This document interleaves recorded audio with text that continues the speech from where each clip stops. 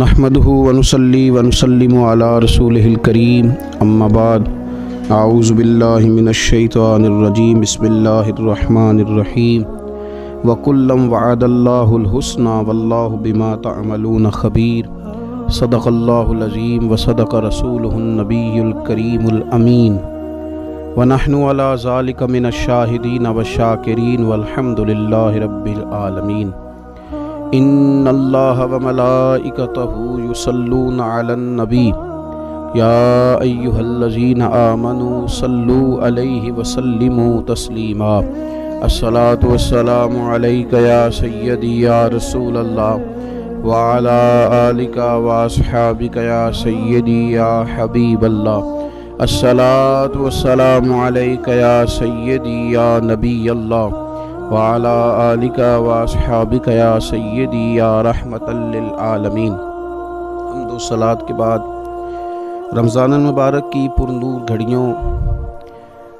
پرنور ساعتوں میں جن چیزوں کا ہمیں خیال رکھنا ہے اور جن نظریات کو ہمیشہ تازہ رکھنا ہے، ان میں ایک نظریہ ہے صحابہ کرام علیہم رضوان اور اہل بیت اطہار علیہم رضوان کی محبت اور تعظیم کا نظریہ۔ اللہ تبارک و تعالیٰ نے قرآن مجید سورہ حدید کی آیت نمبر 10 میں ارشاد فرمایا کہ لا یستوی منکم من انفق من قبل الفتح وقاتل، فرمایا تم میں سے برابر نہیں ہو سکتے وہ جنہوں نے فتح مکہ سے قبل اللہ کے راستے میں خرچ کیا اور اللہ کے راستے میں جہاد کیا، وہ برابر نہیں ہو سکتے۔ اولئک اعظم درجۃ من الذین انفقوا من بعد وقاتلوا، فرمایا کہ وہ مرتبے میں ان سے بڑے ہیں جنہوں نے فتح مکہ کے بعد اللہ کے راستے میں خرچ کیا اور فتح مکہ کے بعد اللہ کے راستے میں جہاد کیا۔ جنہوں نے پہلے خرچ کیا تھا، جن صحابہ نے، جن اہل بیت نے فتح مکہ سے پہلے اللہ کے راستے میں جہاد کیا اور اللہ کے راستے میں خرچ کیا، ان کا درجہ ان سے بڑا ہے جنہوں نے فتح مکہ کے بعد خرچ کیا اور فتح مکہ کے بعد اللہ کے راستے میں جہاد کیا۔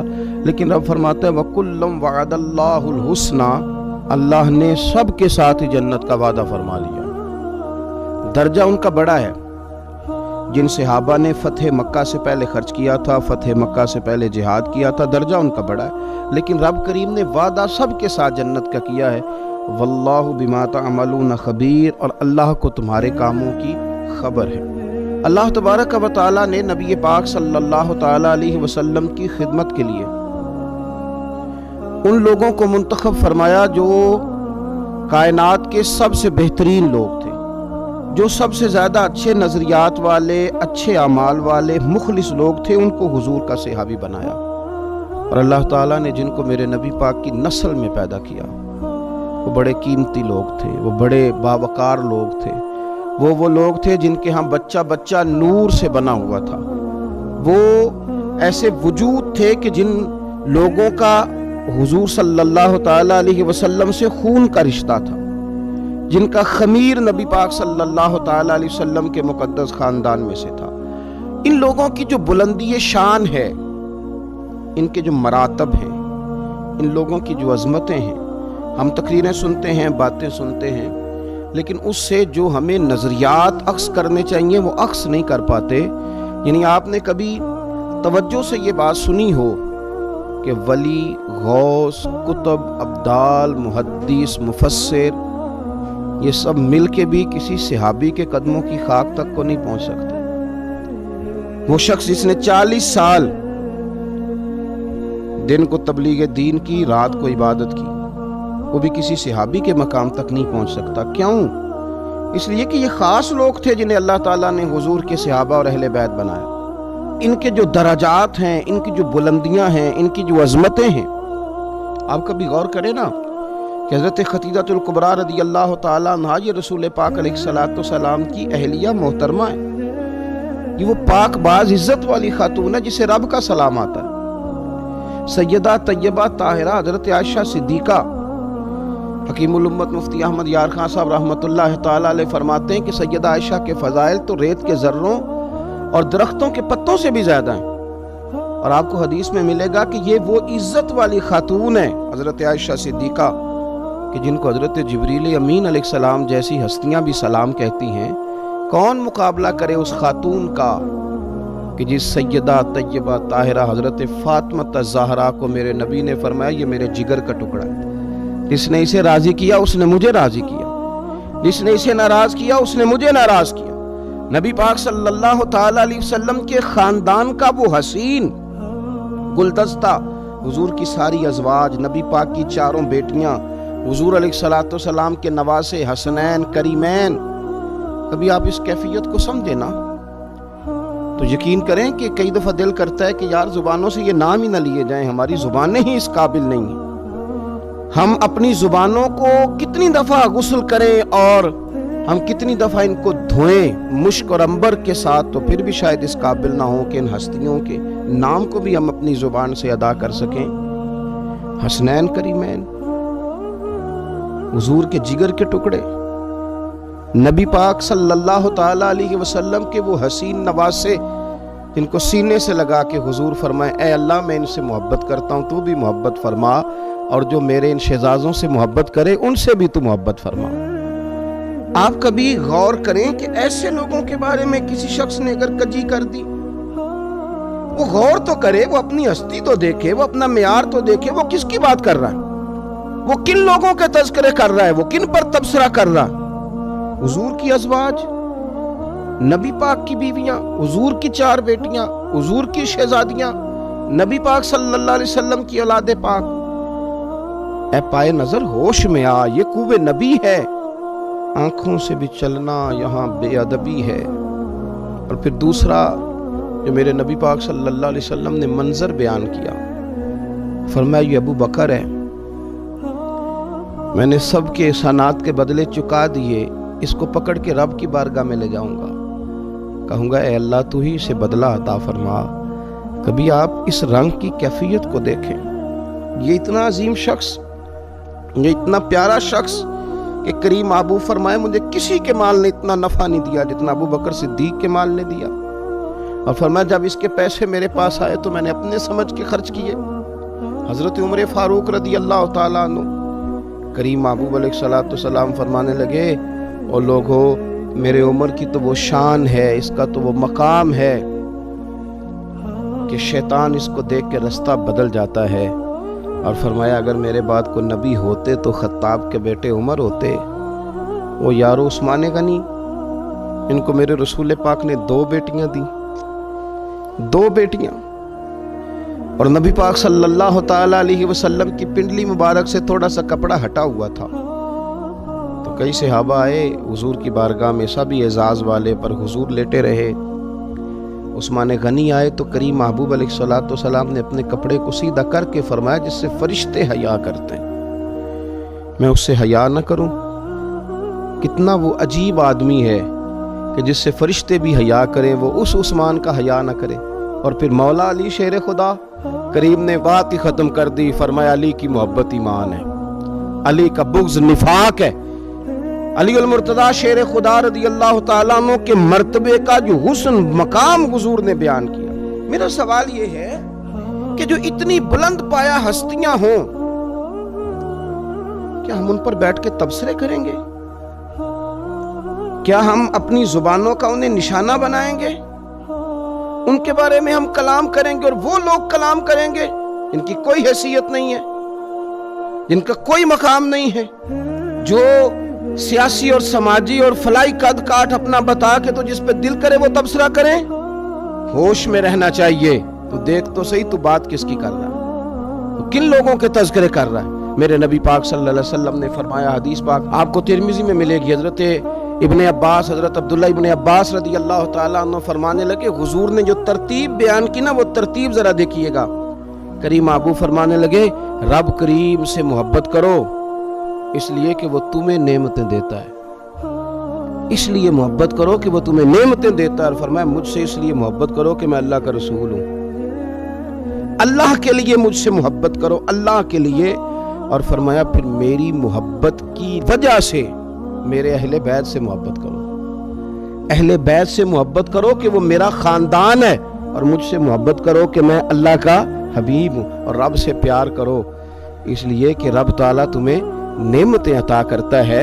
भाई ये अगर मसला समझ में आ गया, ये हदीस का उन्वान अगर दिल में बैठ गया कि हुजूर फरमाते हैं मेरे लिए मोहब्बत करो, मेरे लिए मोहब्बत करो, इसलिए को मेरा खानदान है, वो रसूल कायनात का खानदान है, तेरी नस्ल पाक में है बच्चा बच्चा नूर का, तू है ऐने नूर, तेरा सब घराना नूर का।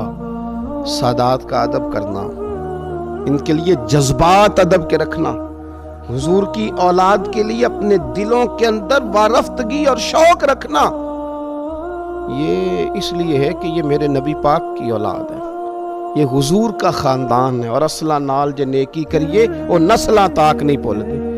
हमें तो अपनी नस्लों का वसीयत करके जानी है कि याद रखना हुजूर की औलाद का एहतराम ना भूल जाना।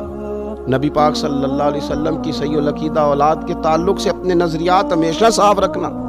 तो अकीदत का रिश्ता, उल्फत का रिश्ता, अदब का रिश्ता, उन हजरात का नाम लेना तो जरा नजरें झुका के लेना, उनकी बात करना तो लफ्जों में हुस्न पैदा करके करना, अपने जुमलों को वुजू दे के उनकी बात करना, यह अहले ईमान का तरीका है।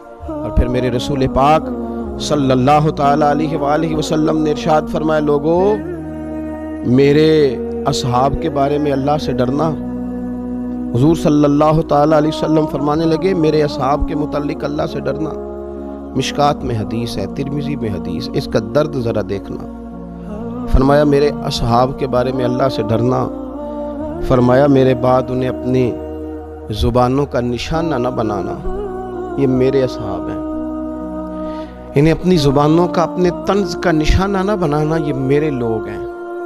जो मेरे हैं ना, इनके बारे में रब से डरना, इनके बारे में बात ना करना, इन्हें अपनी ज़ुबानों का निशाना ना बनाना, इन पर तंज ना करना। हुजूर सल्लल्लाहु ताला अलैहि वसल्लम फरमाने लगे, जिसने इनसे मोहब्बत की उसने मेरी वजह से इनसे मोहब्बत की, मेरे असहाब है ना। और फरमाया जिसने इनसे बुग़्ज़ रखा उसने मेरी वजह से रखा।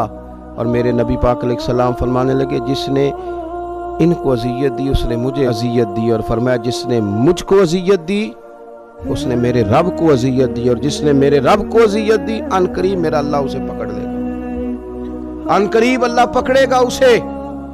गुस्ताखाने सहाबा ये समझते हैं कि हम दंदनाते फिरते हैं, कोई हुकूमत कोई इदारा हम पर हाथ डालने को तैयार नहीं, कि वो याद रखे कि हुजूर ने फरमाया अनकरीब तुम्हें अल्लाह पकड़ेगा, अनकरीब तुम पकड़ लिए जाओगे, तुम धंस लिए जाओगे।